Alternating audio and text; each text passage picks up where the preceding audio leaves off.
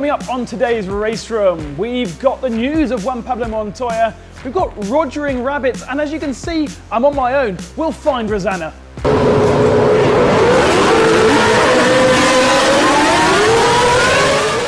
Welcome to today's Race Room, and we're going to kick off with the fast fact. This weekend it's the Singapore Grand Prix and it's under the lights. And usually racing drivers would use this helmet.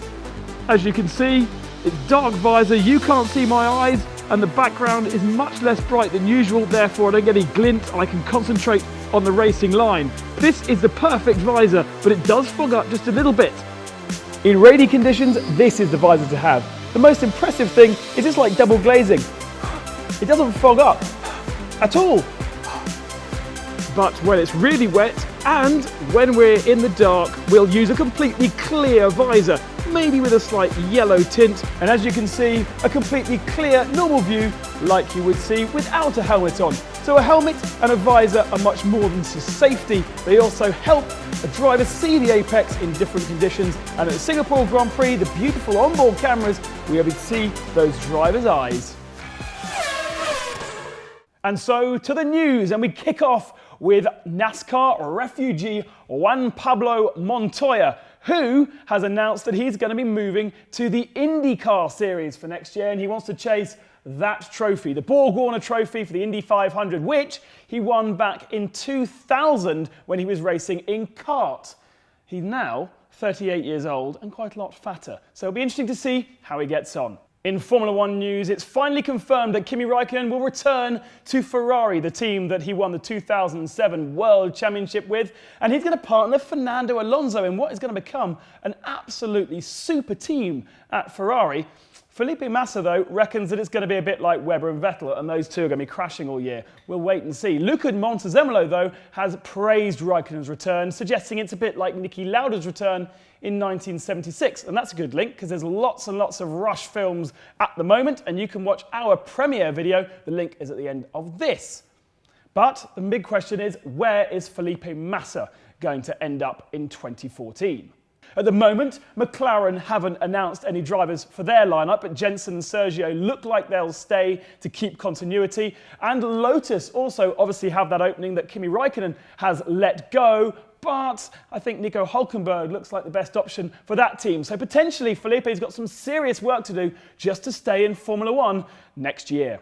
And there was plenty of action going on last weekend as well. We had Rally Australia that Sébastien Ogier pretty much dominated from lights to flag, but he did not wrap up the championship. The second time in succession he hasn't managed to do it, and that was because Neville managed to grab second spot on the power stage, pick up the extra points, and therefore the gap is not quite enough.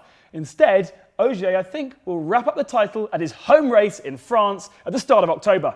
It was the same situation in DTM. Mike Rockenfeller expecting to wrap up the title in Oschersleben, but Augusto Farfus led from lights to flag, taking the victory in his BMW, moving into second in the championship, 23 points behind the leader Mike Rockenfeller with just 2 rounds remaining. He needs 25 points and he will become champion in 2013. And the San Marino Grand Prix of MotoGP happened last weekend. Jorge Lorenzo grabbing the lead on the first lap and then extending it to about 2 seconds to take the victory, his 5th of the year. Behind them, it was a fantastic battle between Marc Marquez, Dani Pedrosa and even Valentino Rossi being involved. But Marquez does still lead the championship by 34 points, despite not dominating this particular race. And the Moto2 entry list for next year came out with a surprise. The Formula One team Caterham have announced they'll be running a 2-bike team in Moto2 next year. No huge details as to what's going on, but we'll expect more news in the coming weeks. And that is your news. Coming up next on this week's Race Room, it is Moaning Mark. It's me. Rosanna, where on earth are you? I am in Singapore for the Formula One. I've just got here, just landed, and I've just checked in to an amazing hotel with an incredible view. Look at that. You've been aloof for a good few days now. Holiday weekend? Well, sort of holiday. I went up to Rockingham to watch the British touring cars. I saw Rob Austin take his first ever win for Wix Racing. Unbelievable drive from him in both the first and second races. And Andy Jordan leading the championship, beating the Works Hondas. I guess you're in Singapore for this weekend's Grand Prix. Sure am. It's all about the Formula One. We drove over the track earlier. It's all kicking off here, and it's going to be an incredible week. We've got Ferrari events, Caterham are launching their concept car. We're doing an event with Sauber and Chelsea. I mean, it's going to be a seriously exciting weekend. So basically, keep in touch with the channel throughout the week. See your face. Absolutely, yeah, see my face after a bit more sleep, maybe. And by the way, Ben, I saw moaning Martha in the queue at Heathrow. I think she's jetting off somewhere, so hopefully she'll be back in time for next week's race room. Now, Rosanna, you're going to be doing something extra special this weekend on Sunday morning before the race. I sure am. Pole Position is hosting its first ever hangout with me here in Singapore. You've got to keep an eye on the channel, keep an eye on our social media as well, because we're going to have all the details on how to get involved. Join me before the race, because we're going to be talking loads of stuff. Well, hang on a second. Next up, we've got Tweets a Week, and we'll back you in just a second. At Lotus F1 team. So Kimi is off to Ferrari for 2014. It hurts a little bit. F1 Raikkonen. I literally don't understand the relevance of two rabbits rogering each other, but I'm guessing it's probably quite painful. Either way, this was from the official F1 Team Lotus account, so we keep getting amused by them, and thank you very much. Let's go on to the next tweet. At Chris Hoy, just finished a marathon, exhausted.